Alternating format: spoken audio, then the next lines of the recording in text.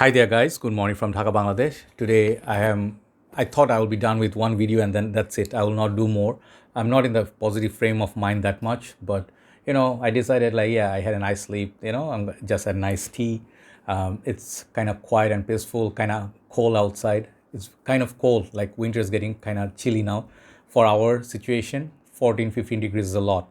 Some of you be like, hey, that's not cold. If you come and stay here in this part of the world, Asia, some of the countries don't even get any cooler weather at all. So as I told you, it's early morning. It's around 4:15. Can you see? Why do I show you the time? It's just me. Okay, classic me. But I am wearing. I'll discuss not fragrance. I'll discuss something very important about life. If you want to watch, you can. It's a Morning Thoughts episode. This is Azaros Purom Nighttime. I just included this one of my list in winter. Really nice smelling fragrance. Bit sweet, bit got this rhubarb, a little bit of sweetness, maybe grapefruit, kind of fruity. Then it goes a little bit spicy too. Amazing, unique fragrance, very hard to find nowadays. So I want to talk about one particular topic. Why is it important for you to travel? Okay, live in other countries. Okay, let's say not all of you are from Asia, or not all of you are from this part of the world. I understand some of you are from States, Europe, Africa, some of the other parts of the world. The thing is, every country has their own set of, I think, perks. I don't know, is that the word? Like positives and then negatives. Some countries, no country is perfect. You hear this often that in our side of the world, I heard a dialogue somewhere that in Hindi, when you translate it, it sounds like this. Okay, no country is perfect. You have to make it perfect. So that's a very deep sort of saying, and I really feel I agree with that. I will come to that. Is that kind of a discussion why you want to travel? So basically, I can speak from my experience, and I would like to share with you what I learned from staying overseas. I stayed in Malaysia. You guys know, if you do not know, since I think when I was 16 or 17, I left Bangladesh. So I finished my school in Bangladesh. Then I moved basically to do my college with my family. Also moved to Malaysia. So we stayed there almost 2 decades, 19 years. So we left sort of in 2016. We went there in 97 December until 2016 and we were there 19 years. So what did we learn from those country, and then how is it different to live there? So give you a little bit of a difference. It's not all about fancy life or better food or whatnot. It's also about manners, etiquettes, and also how you respect the law and how you respect each other and other people, and you respect everybody's boundary. So I will discuss like few points. Hopefully you'll understand. I think when you move to foreign country, it's not absolutely a must, but I think you should take even a holiday for 1 week to a different country. You'll see the what's wrong with your country and what you can learn from other cultures, what they eat and how they behave, how they live. Maybe you can pick up a few things. Perhaps you have, let's say, not much knowledge on certain religion or culture, and you always hated them, like blind hate, because maybe perhaps in your country it's taught that those other people of other race and religion are all sinners. This sometimes preach these wrong things, and you blindly sort of accept it as a child. And what happens is when you do that, you actually always grow up with those beliefs, and without knowing those people or culture, you always hate them or are scared of them. Moment you move there and you realize one thing: you cannot generalize a whole nation or a country or religion based on something that you learn from the past or school life or something. Yeah, you can see something similar. Perhaps you also learn the other side, which are good people, maybe much better people than your own people.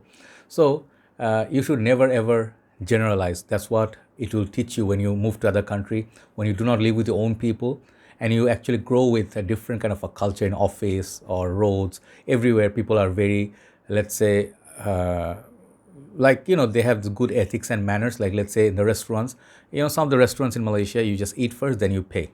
Okay. And sometimes you actually also pay before you eat. They have both systems, but once you do that, you can actually see that nobody is like watching you. You can decide to pay or not pay and walk away. No one can catch you. But people do not do that in Malaysia. I notice most of the time, like 99.999%, people eat, pay their bill, and then they go away. uh, Many places, like, it's not the same case. Sometimes, people do horrible things. They eat and then they find like some sort of they have this bad practice, mal practice of Like, they find they put some sort of bug or some sort of like dirt in the food, and they say, I claim free food, this food is not right. So, when you have good manners, you do that. But what's the serious ones? What happens when you move overseas? Let's say you move from, I'll give you a practical example. We live in hot, humid climate. Why do I crave for cold weathers? Because we do not get that all year. Only if you're lucky, November to February, you get some sort of cooler month, some fog. Outside Dhaka, it's like 5 degrees. So when you move outside, let's say colder country, like say Canada, I really want to move there now. But some people have problem with the cold. They always complain, man, I'm freezing to death. And a lot of people complain. They also complain when they live in the hot country, man, I'm sweating a lot. I hate this. I wish I could go to a cooler country. So they never really appreciate wherever they stay. I think when you get like a better, cleaner country, or where you see there's law enforcement, there is no corruption on the roads, cops are not crooked, or you see there's no need to bribe. I talked about this yesterday. And you see maybe you're not earning a lot of money compared to your own country, because in Bangladesh you see many people have money. A lot of people have money, but majority is still poor. 85 to 95% people are living with horrible conditions, no real home, not real 3 times meal a day, and everything's outside their reach in the market, especially food items. So when you see a country is suffering from basic needs, then you know that there's corruption. Because if there was no corruption, justice system was good, then everybody would at least get like a good living in terms of food, because we do produce food, crops, paddy, and then our vegetables, fruits. We are self-sufficient in terms of food. Maybe we import some of the other stuff like wheat, perhaps, I'm not sure. But we do produce our own food, and we have our fish, our livestock, because our soil is so productive. So our food items like fruits are very, very sweet. But problem is when the farmers, for example, I'm going very specific examples, I don't want to talk in general. When the farmers do not get paid fair, what happens is they remain poor, and they are the ones who are providing our food, and they are supposed to be, let's say they have cows, they produce milk, they have chicken, they produce chicken meat, and they have vegetables, crops, they produce, but they don't get the right price. Some of the syndicates take their food for very cheap, and they get like a little bit of money, which is not sufficient to cover the whole cost of tractors, fertilizers, like livestock, their family, workers. They barely survive. What is supposed to be the situation? If you go focus on the developed countries, the farmers are very, very rich. I noticed that New Zealand, I think, a good example, if they have sheep, they are rich. Maybe they live in a farm, they have like not that fancy clothing, but they have their own savings, they have their own cars.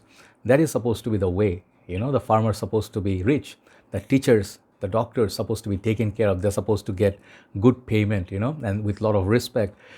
So what happens is then you don't feel the need to steal or cheat other people. Here, problem is the corruption. Everything is connected.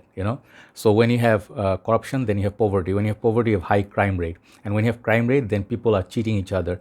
And then you eat horrible food, and then you have health issues, or you are cheated, you don't get all the nutritions. So even though you're spending a lot of money, here is the funny thing. You might think, oh, Bangladesh is a poor country, everything must be cheap.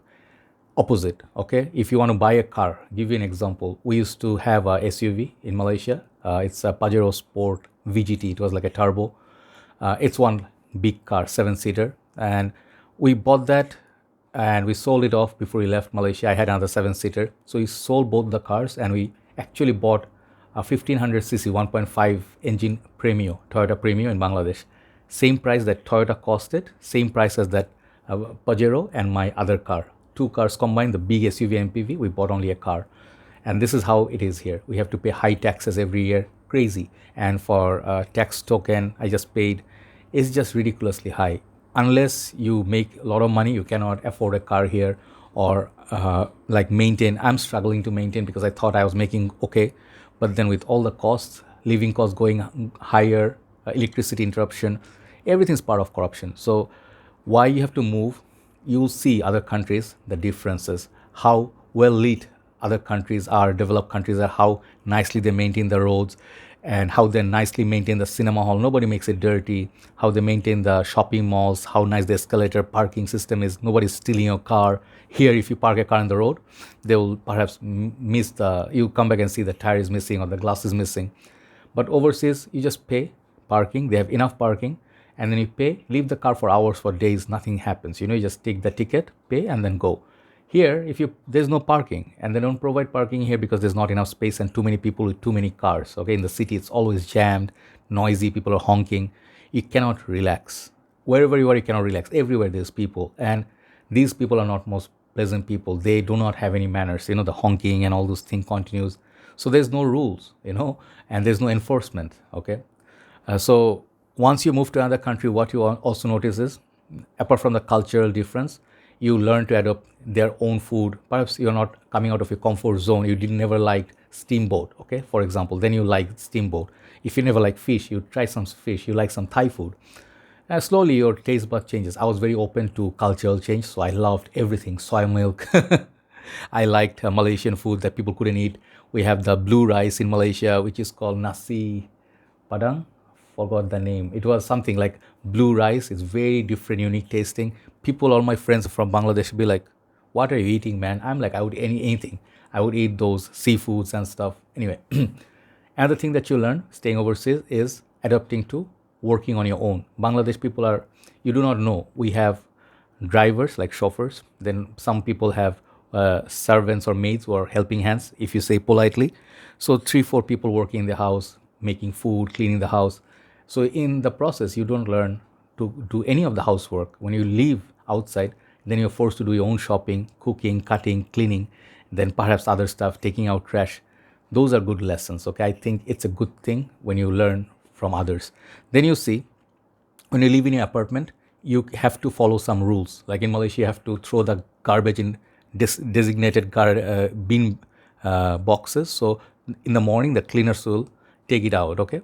So if you leave it outside your door, people will complain and you have to pay fine. So you see, if there's a nice little, system, you slowly things fall into the places. And even if you didn't learn these manners before, you learn this now.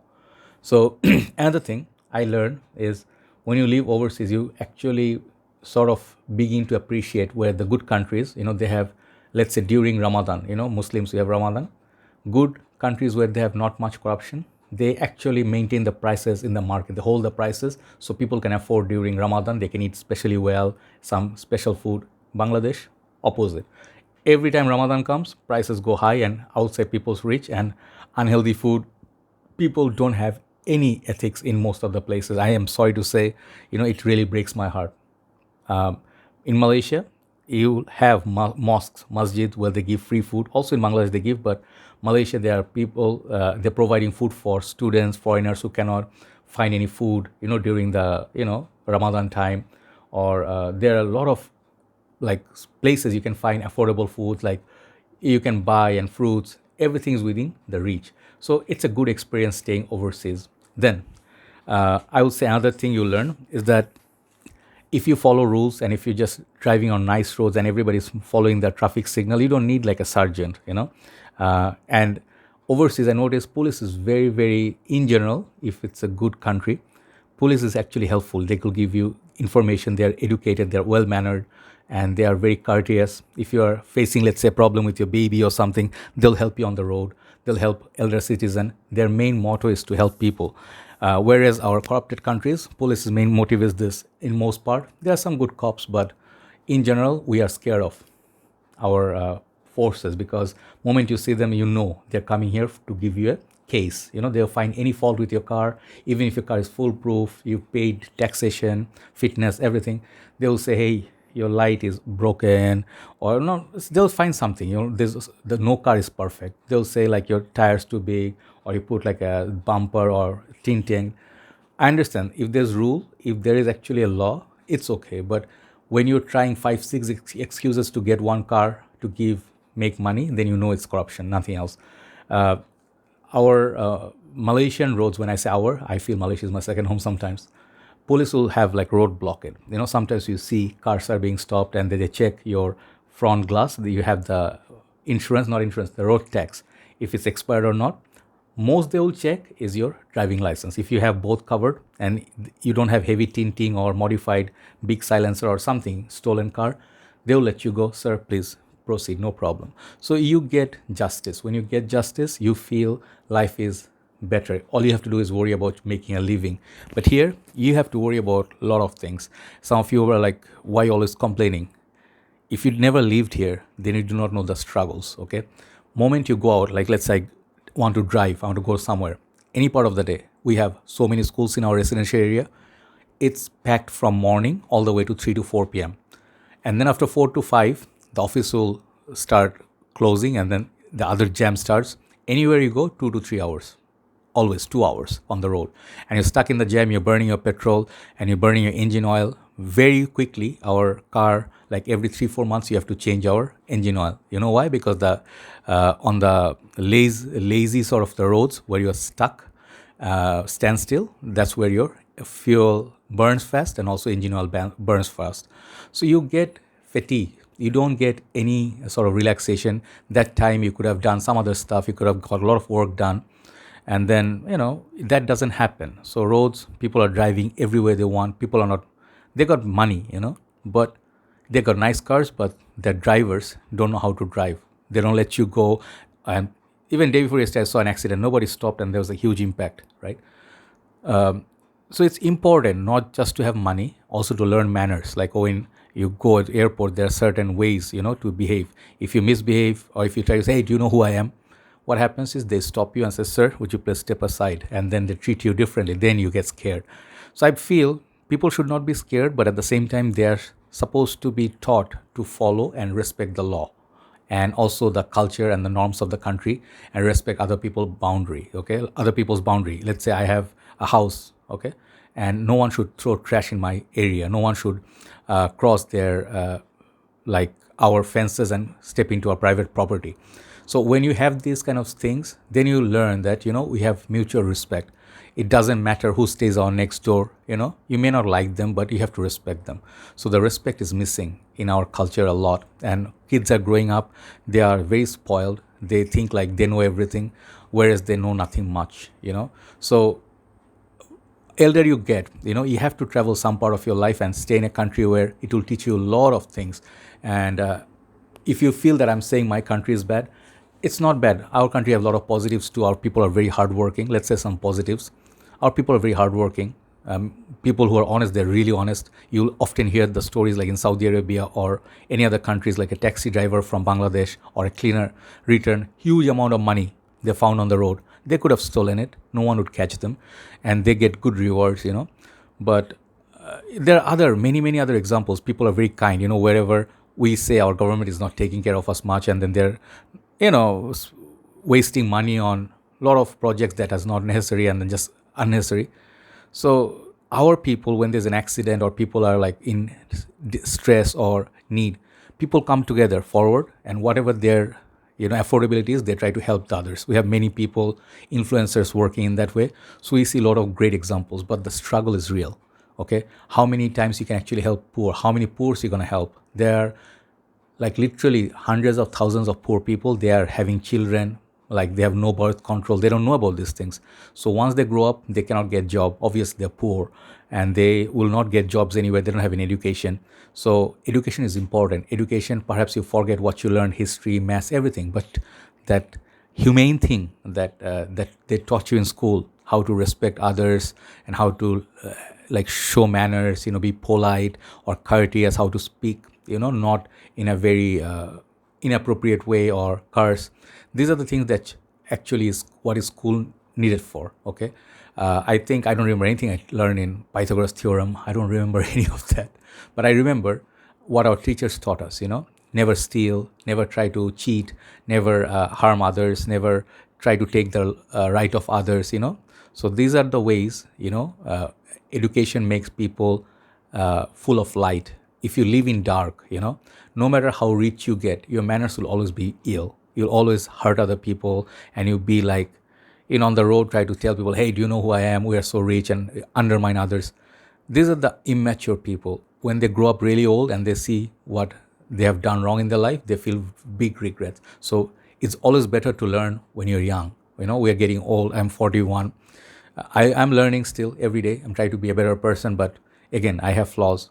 But I pick up things from other cultures and countries. That's what I'm trying to say. So when you stay in other countries, let's say go to China, go to any other country, Australia, New Zealand, and you learn how they live, how their culture is, how they like appreciate, or they say thank God. They have good practices, these are the things that will teach you. You also see racism everywhere. You'll see vandalism or crime. It's okay, it's there. No country is perfect, as I said in the beginning. But when you see well lit cities, well, like reputed cities or countries, they are like developed for a reason. Is their people. When your people are not great, when your people are in the dark, they are ill mannered, they're not kind. No matter how much money that you make, how much development you put out there, let's say you put a metro rail, it's gonna break down because people don't want to follow the queue. They will cut the line, they will jump the fences, they'll vandalize the whole train. Perhaps they spit here, they pee there. These are the things that will not let your country go forward, no matter how advanced you get, no matter how many smartphones you have or what nice car you drive. Okay, it's important to be modern and a better human being. If your mindset improves, if you are developed in your mind, everything will be developed, right? So this is the discussion I wanted to do. These are my thoughts. So I'll go for morning walk after a while, and thanks for watching if you actually did. I like to do these videos from time to time, so I share my thoughts, okay? So I feel nowadays, I cannot cope up with the corruption anymore nowadays, and a lot of wrongdoings here. We are just absolutely helpless, okay? We cannot say anything. If you say something, then we will be in trouble, okay, for saying something against government. So I don't want to do that. But I'm not happy with the way things are going here, especially the roads, how much time you're wasting, and everywhere prices are crazy high. If you try to buy a pack of chips, go and see how expensive it is in the shopping mall, or a nice little juice or fruits. It's it's ridiculous. So you want to live in a country where you make less money perhaps, but you get what you work for, okay? Then you feel, nah, I'm satisfied because I have my rights, I have my hospitals that are not robbing me, I have my healthcare appropriate, where they're gonna give good service, education, shopping malls. Anywhere you go, you get great services, because that's how it's supposed to be. Thank you so much for watching. See you soon. Hopefully you enjoyed the other video which I made for you. Take care. Bye bye.